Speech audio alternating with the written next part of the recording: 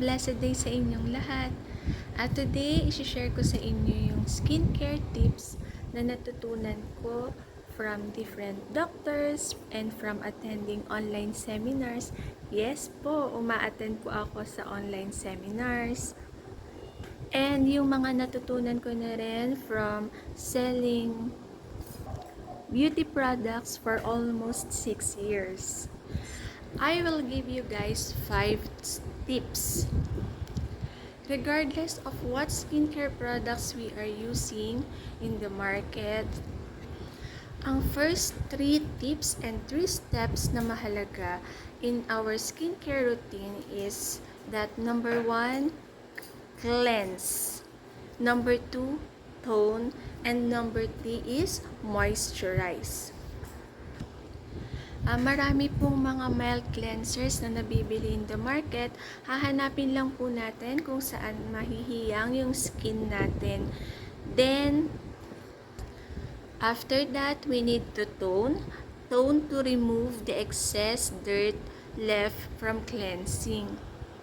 Then, after that, moisturize. Moisturize in the evening. Then, have a moisturizer put on your face in the morning. Number 4, be consistent. Kasi consistency is the key pa rin sa pag-achieve ng healthy skin. Ako, honestly, guilty ako dyan. Kasi from the whole day na minsan pagod po ako, nakakaskip po ako almost 3 nights na hindi po ako nakakapag-cleanse, tone, and moisturize. Nakakasleep po ako agad. But then, when I have that kind of energy, bumabawi po ako. Feeling ko kasi naiiyak yung skin ko kapag napapabayaan ko siya. Then, the number 5 is stay hydrated.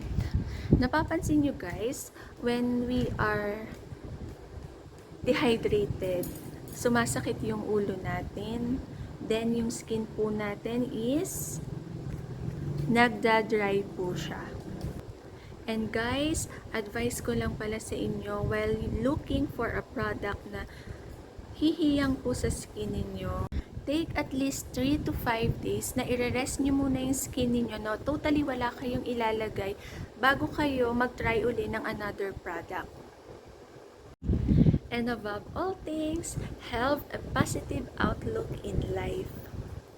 Dun po kasi nagre-reflect ang natural glow on our skin.